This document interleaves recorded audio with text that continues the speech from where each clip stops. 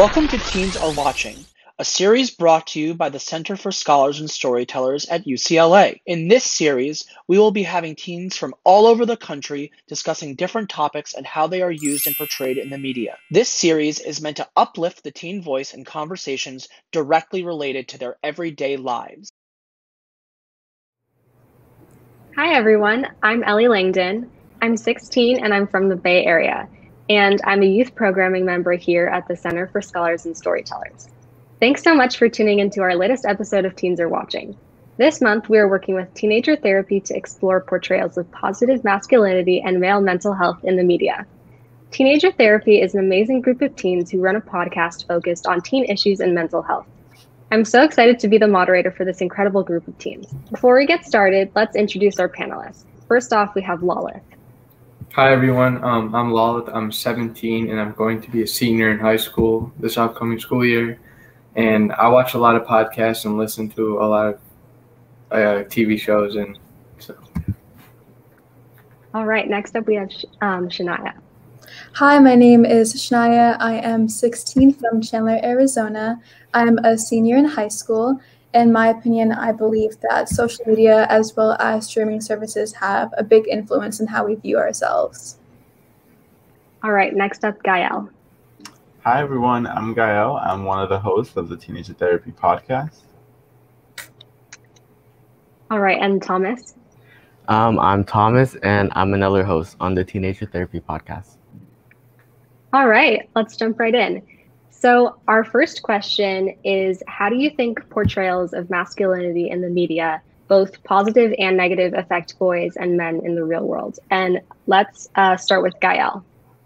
Yeah, so I think the media portrays a lot of stereotypes when it comes to masculinity.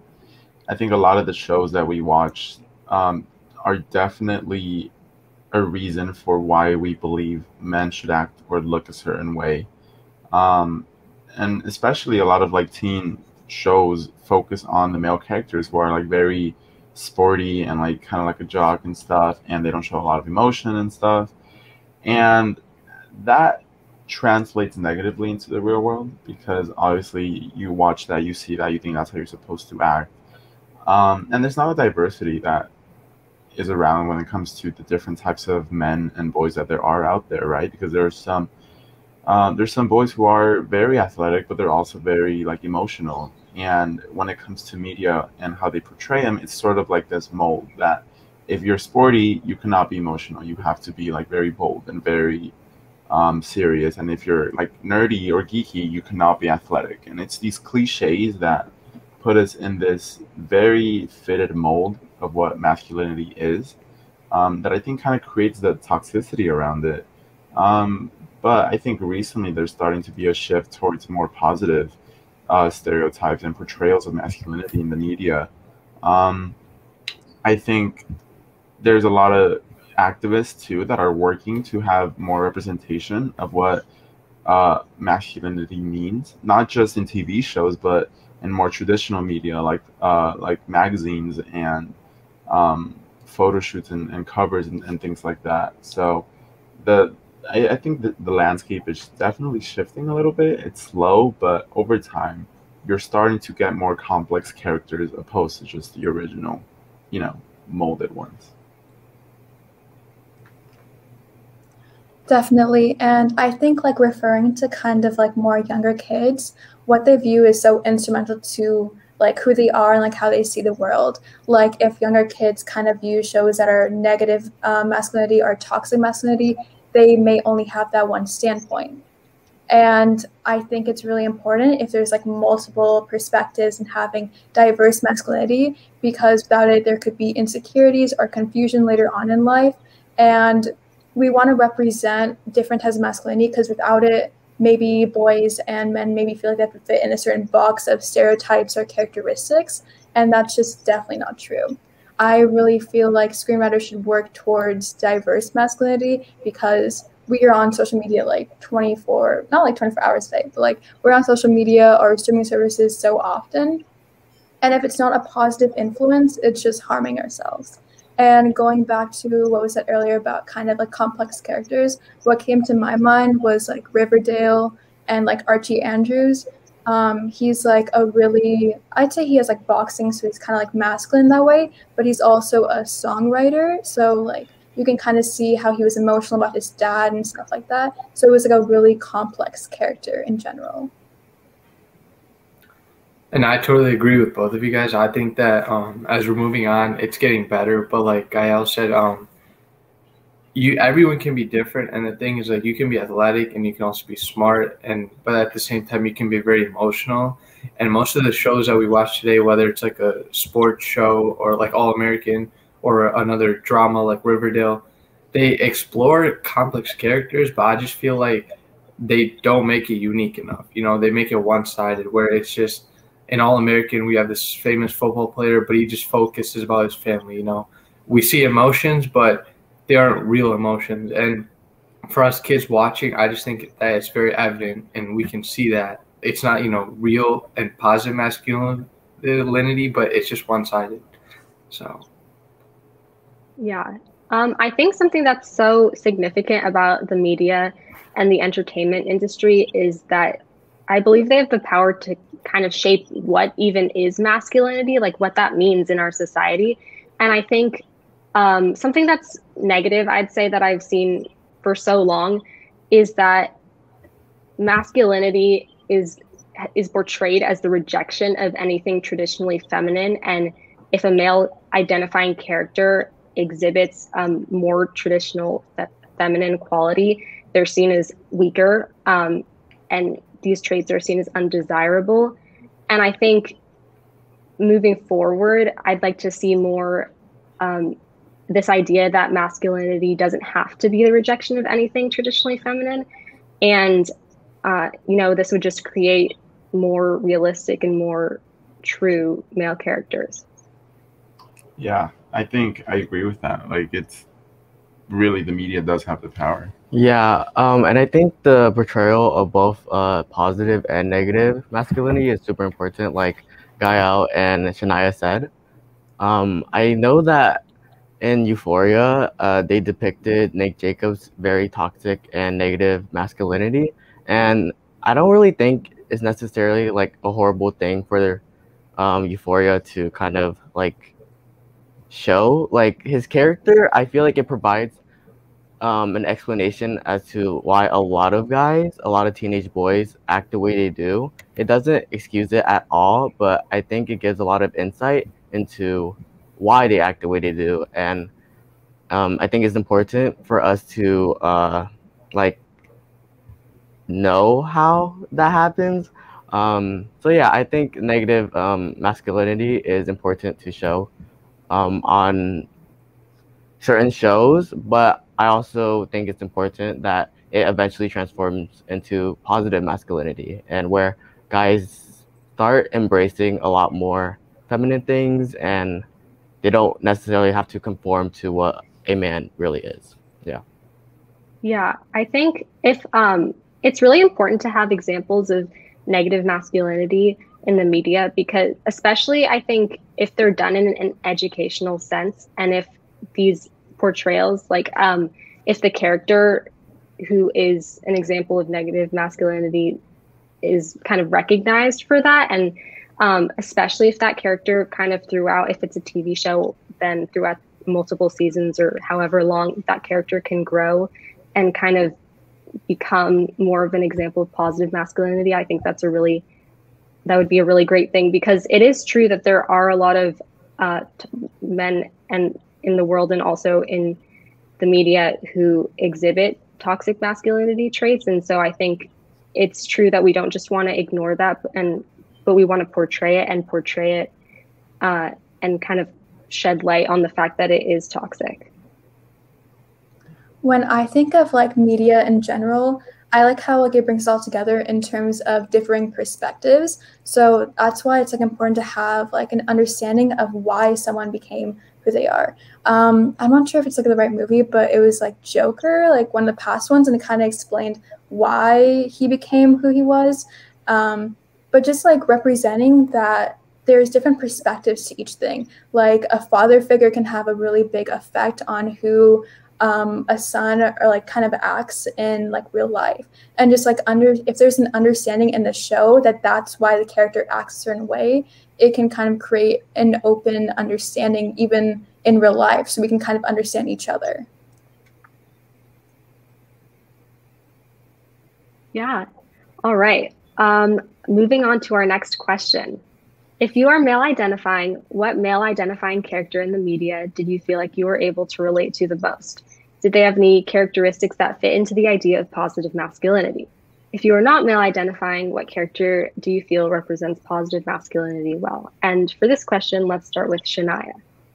Although I'm not male identifying, I think shows like Brooklyn Nine-Nine are great examples of positive masculinity. Two characters I remember are Charles Boyle and Jake, and in the show they're best friends, and they're really affectionate towards each other. Like you always see them like hugging or complimenting each other. They're doing self-care together. It's just like a really wholesome friendship, but at the same time they're still always in touch with their masculinity. And I just think it's a perfect example of what the media should depict of positive masculinity.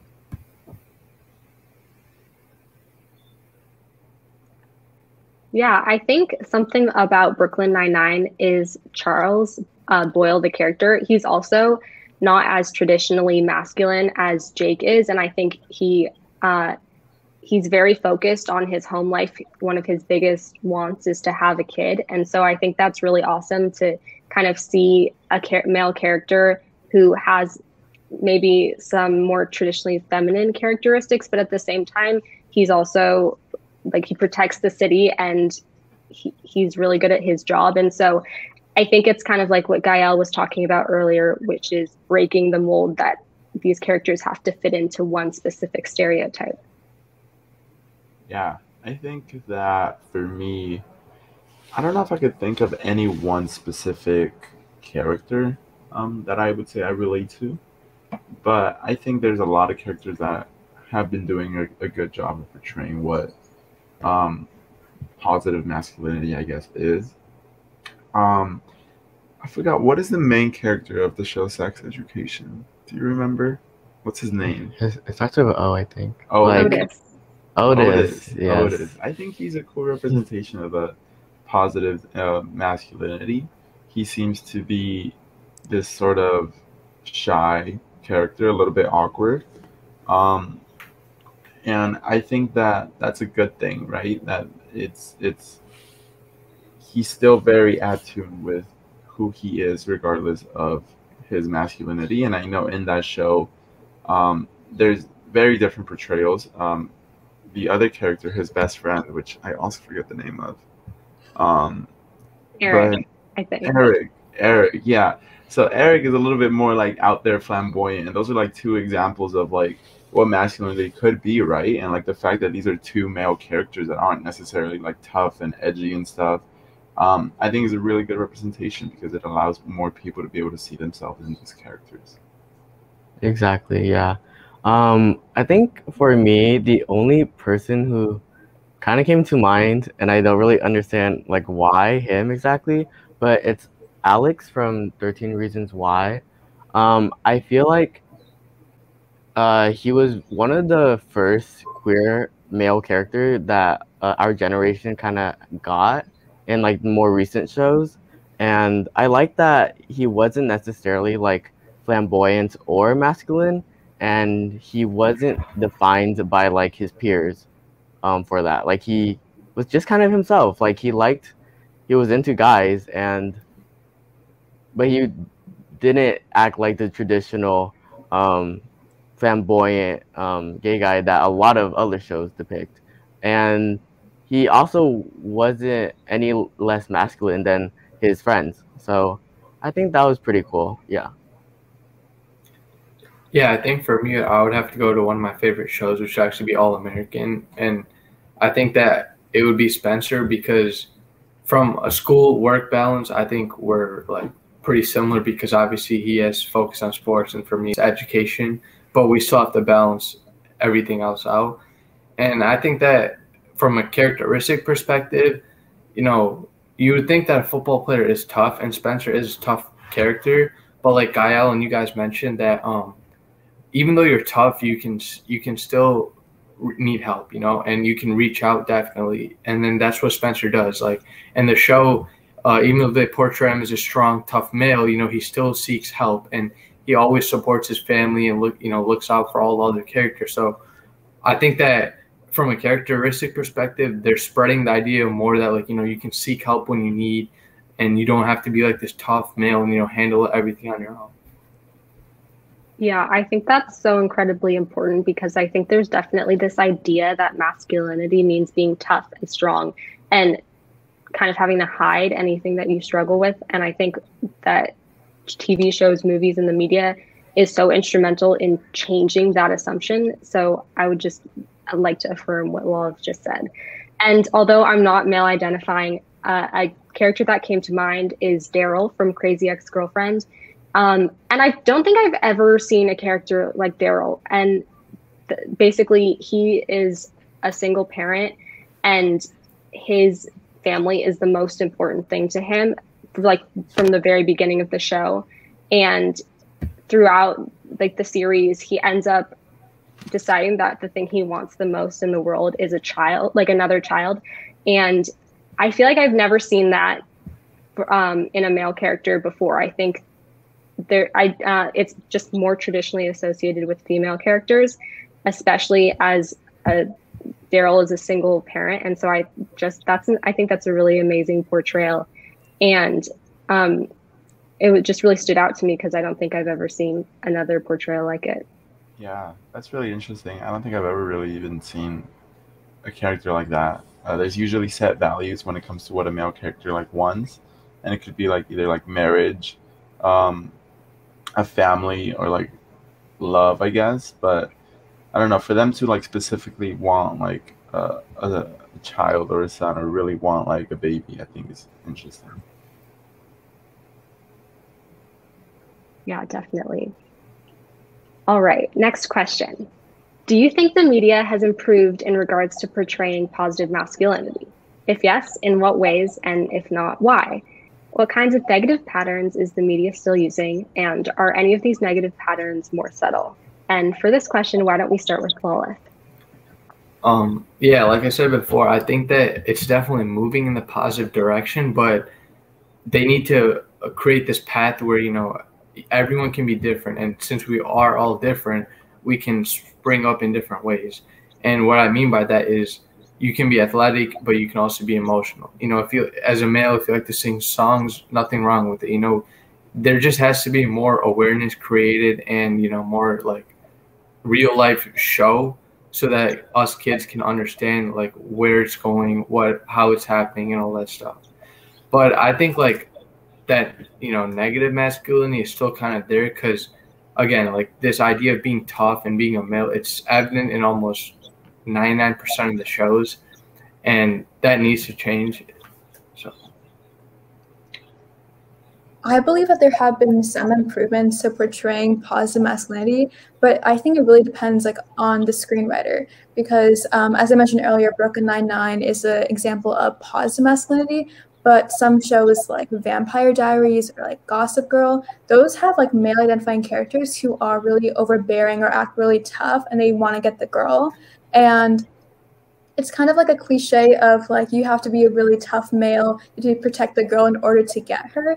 And I feel like that's such like I feel like it's so like unrelatable because it just doesn't really happen in real life. Like those scenarios that occur, like also like in Twilight, the same kind of thing happening. So if screenwriters kind of worked away from the cliche of male protecting female, it can open up the idea of what masculinity can be and how broad of a spectrum it is. Yeah. I think a lot in the upcoming age of television and the media, there are so many male characters that it would be difficult to not identify with at least one of them. I feel like there are so many portrayals of both positive and negative masculinity in these shows and movies, and I feel like we're really getting to the point where positive masculinity is depicted in the media and we don't even realize it. Like, I feel like the characters I see are not very like macho or like very jock-like. It's more of they're just themselves. Like they're men, but they don't necessarily like are stuck inside that very masculine kind of character that we have seen in the past historically. Yeah, and I think also something that's interesting that in a lot of past media, their characters that were not traditionally masculine did exist, but they were mostly mocked, or they were their purpose was to be sort of like a joke or like a little comedic relief, right? And it's like, oh, there's that one character that is like a man but doesn't act like one, so he's kind of the laughing stock of the show. And that was common in a lot of shows back then, and I feel like now we're starting to see these characters be taken more seriously. And not only that, I think audiences are starting to feel a stronger sense of attachment to these characters that are truly themselves, opposed to like the very masculine characters of the past. But there's definitely a lot of negative patterns that the media still uses, which goes back to my earlier point of like there's a certain mold. Because like if you have a gay character, they will automatically be like flamboyant and like very much like out there, right? If you have like a straight character, they would automatically be into sports and very serious. And so those stereotypes are still very much common that portray this idea of what masculinity is and isn't. And so I think as soon as we start to get rid of those negative patterns, we'll be able to really move past the era of like just this very specific stereotype. Because I think cliches, although sometimes might have some truth to it, a lot of it comes from the way media influences young kids and young people to kind of start acting.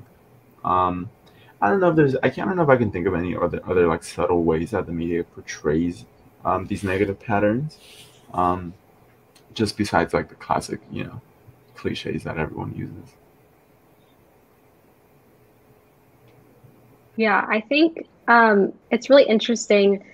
I think a lot more recently, shows have been kind of trying to break the mold that you're talking about. And I think, like I was just watching Never Have I Ever, and in season 1, there's this character named Paxton who you kind of think is the typical jock. But then in season 2, you learn about kind of like his identity, and he kind of figures out that he really wants to like try harder in school, or he needs to, and he kind of puts all of his effort there, and it kind of like challenges what you'd previously thought about him. But I think something that was interesting that you said, Gael, is kind of like there is some truth to the kind of the cliches, and I think it's really interesting because I think that the media and the entertainment industry has such power to kind of shape society. And we all in high school, obviously we probably see some cliches, but I think that the more that the media kind of challenges this and shows that you can break these molds and not be just a cliche, the more we'd see it happen in real life as well. Yeah. Yeah, and another thing, adding on to your guys' points, is that like from a business perspective, I get that, you need to keep the same mold, so you can get viewers, but also the screenwriter at some point writing the same thing over and over and repeating stories aren't going to attract too big of an audience. And so I think moving forward as a screenwriter, or just in general, you just have to like trust yourself that you can make these, masculinities fit in with all these different stereotypes and cliches. And, at the end of the day, you'll be successful, because without trust, you won't have a good storyline, good characters, and just everything will fall in place. Something I'm actually wondering is, do you guys feel like the male identifying characters that kind of break a specific mold, or that kind of break the cliche, do you find them typically like more well received than characters who fit the mold, or what are your guys' thoughts on that? I definitely think so. I think they're usually more popular. Like Brooklyn Nine-Nine, I think that show's extremely popular simply because the characters are like positively masculine. It's not like the typical toxic masculinity that a lot of other shows portray. Yeah, and I think even on like social media, like people definitely show a more interest in like not so masculine guys. Um, like I know girls, or typically what I've seen is like girls like guys who paint their nails and guys who wear feminine clothes and stuff like that. So I think because of that, and because like people are like a lot more embraceful of like just different styles and different personalities, and they don't feel like any pressure to like the typical masculine jock guy, but all of the other guys who might not share those interests and stuff like that. Yeah. I think we've seen like the kind of like typical jock in so many shows and like movies that like once we see characters that are different in like any way, we kind of like I've seen them be like really well received, and like a lot of people like fall in love with the characters. Not like in love, just like they really like the characters and their personality behind them. And I feel like it's even better received nowadays because it's just something different. And it allows people to really like relate in some way or just like understand new characters in general. Yeah, I feel like they're definitely better received because we're starting to escape this, one-man show. At least in Indian movies, it's very common where they just have like a main hero, and then you just have like a bunch of other characters, but it's literally like a one-man show. And so, like you guys were talking about this one man, I think that as we're escaping that and transitioning to a more wider character and complex, I think it's exploring different paths for us to watch. Yeah, definitely. I would definitely agree with that. And I think it's really interesting to see how it kind of comes into play, like Thomas was saying, on Instagram or on other social media, like with real people versus in the media. I guess that counts as the media as well. But I think it's definitely well received, which is pretty great. All right, amazing. Thank you all so much for your insightful thoughts. We're always looking for questions from our audience. So if you'd like to submit some in the future, check the description below and please submit to our channel. Follow us on Instagram and like us on Facebook. And as we're wrapping up, I wanted to ask you all if you have any closing thoughts about this topic in the media. We're entering our unstructured time, so if anything feels significant to you, just feel free to say it now. I wanted to like kind of relate what we were talking about to like a different kind of like TV shows, like not like the typical like Netflix ones with like real characters, but like if you think about like anime and stuff like that, it has like a large kind of variety of masculinity, and I really like that, and how like a lot of animes are like really different in how they portray people, and it's gotten a lot of like popularity over like the past few years. Yeah, I think that's an interesting thought because I think the anime fandom seems to be very strong, and I think part of that is because people like the uniqueness of the characters. It's a lot more lovable when each character is their own unique personality and not just like a cliche.